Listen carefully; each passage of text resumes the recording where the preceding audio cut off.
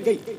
ऐ लोगों, जब सब लोग उसे दफन करके वापस हुए तो उस शख्स को अपनी थैली का ख्याल आया और वह दौड़ा हुआ बहन की कब्र पर पहुंचा और मिट्टी हटाना शुरू कर दिया ताकि अपनी थैली निकाले। मेरे दोस्तों, जब थोड़ी सी कब्र खुली तो उसकी आंखें फटी की फटी रह गई। उसने देखा कि कब्र में आग के शोले भड़क रहे हैं।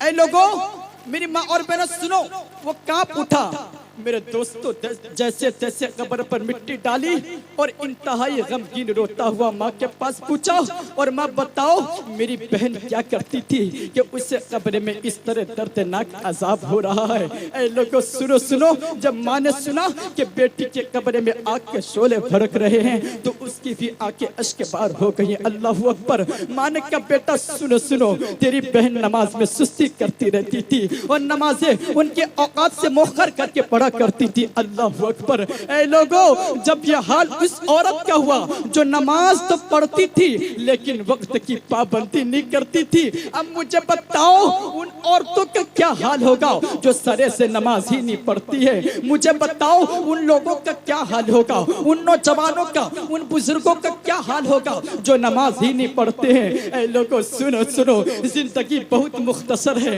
नफसानी ख्वाहिशात बेशुमार हैं। यही वजह है कि जवान बेफिक्री से गुनाह की जिंदगी बसर कर रहा है। अल्लाह अल्लाह। ऐ लोगों, क्या पता कि कब पयामे अजल आ जाए, कब मौत आ जाए, ये तेरी जवानी कब्र के हवाले हो जाए। ऐ लोगों सुनो सुनो, मौत का फरिश्ता आएगा और जब मौत का फरिश्ता आके हमें मौत का पैगाम सुनाएगा ना, तो उस वक्त ये मौलवी याद आ रहे होंगे, मस्जिद के इमाम याद आ रहे होंगे। काश इनसे कुछ सीख लिया होता, काश हम कुछ बन गए होते, काश हमने अपने अमल अच्छे कर लिए होते।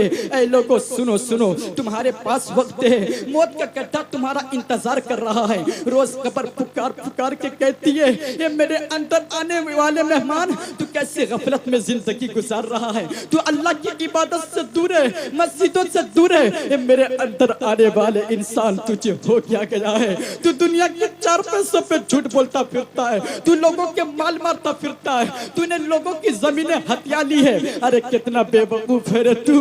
मेरे अंदर आने वाले कान खोल के सुन ले, मैं तेरा बड़ा तंग कर हूँ, बड़ा छोटा सा कर हूँ, मैं कीड़ों और मिट्टी का घर हूँ। रोशनी का इंतजाम नहीं है, यहाँ पर कोई बल्ब का इंतजाम नहीं है। ये मेरे अंदर आने वाले, काश अगर तुझे मेरे अंदर के बिच्छुओं का पता चल जाए तो तू एक भी गलत काम ना करे।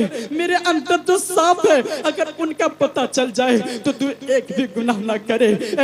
बेनमाजियों का अंजाम किया है। सुनो सुनो, उससे बालाशाह में आने वालों, सुनकर और दिल की तख्ती पर नोट करके घर पे ले जाना। जो शख्स नमाज नहीं पढ़ता, जब वो खाने के लिए बैठते हैं तो उनके लुक़मे उन पे लानत करते हैं, जब वो कपड़े पहनते हैं तो लिबास उन पे लानत करता है, जब वो घर से बाहर निकल के चलते तो बारीक बारीक कीड़े मकोड़े अल्लाह ताला से कहते, या अल्लाह हमें ताकत दे कि इस बदबख्त को खत्म कर दे, इसका खात्मा कर दे। अल्लाह अकबर। बारीक बारीक कीड़े मकोड़े भी नफरत करते हैं जो नमाज नहीं पढ़ते। अब जरा तवज्जो करना, तमाम वलियों के सरदार यानी गौसे पाक फरमाते हैं, बेनमाजियों को मुसलमानों के कब्रिस्तान में दफन न किया जाए। बताइए, गौसे पाक फरमाते बेनमाजी की निगाह से घर को बचाओ, फिर फरमाते बेनमाजी को मुसलमानों के कब्रिस्तान में दफन न किया जाए। ऐ लोगों सुनो, आज हमारी माँ बहनें कहती नमाज पढ़ने से क्या मिलेगा? माज़अल्लाह, अल्लाह ताला कल सलीम अता फरमाए।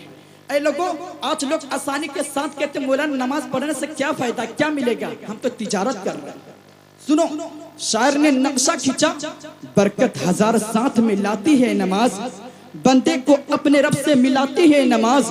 मिलना है अगर खुदा से मुसल्ला बिछा के देख, मिलता है क्या नमाज में सजदे में जाके देख। मेरी माँ और बहनों सुनो, मेरी माँ और बहनों के पास नमाज के लिए वक्त नहीं, कुरान की तिलावत करने के लिए वक्त नहीं, मगर इधर उधर की बातें करने के लिए वक्त है, चुगलखोरी गीबतखोरी करने के लिए वक्त है। सुनो, आका फरमाते चुगलखोर जन्नत में नहीं जाएगा। तवज्जो चाहता हूं, आका फरमाते चुगलखोर जन्नत में नहीं जाएगा। अब जरा तवज्जो करना मेरी माँ और बहनों, सुनो। और से बादशाह से एक बात को दिल की तख्ती पर नोट करके उठना मेरी माँ बहनों, सुनो। मदीना की एक औरत का दर्दनाक अज़ाब, तवज्जो के साथ सुनिएगा आप लोग। मदीना की एक औरत का दर्दनाक अज़ाब।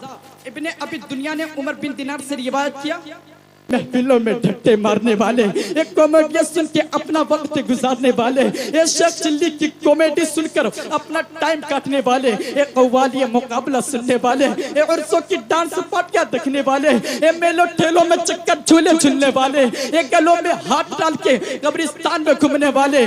कान खोल के सुन लो, जिंदगी एक किराए का घर है, एक ना एक दिन बदलना पड़ेगा।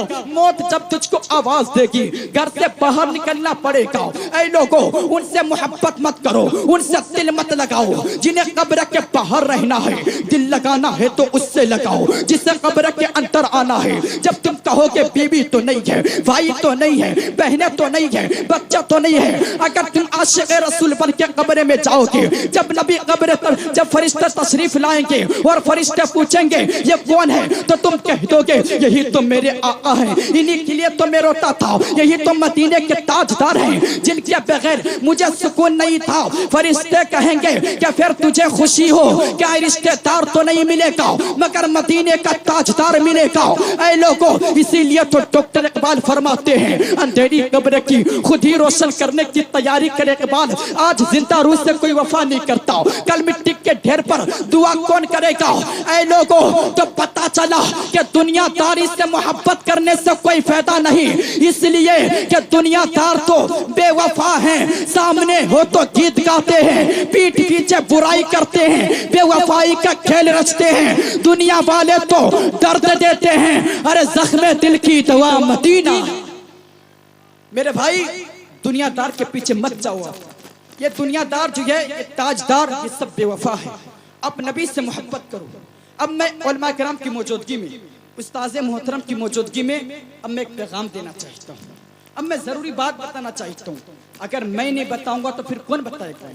अल्लाह का शुक्र एहसान है, आला हजरत का फैजान है, अगर मैं 4 घंटे खड़े खड़े बोलूँ ना, अल्लाह का शुक्र एहसान है, कोई दुश्वारी नहीं होती, कोई तकलीफ नहीं होती। आला हजरत का फैजान है, आपकी दुआओं का नतीजा है। सुभान अल्लाह, बोल दीजिए सुभान अल्लाह।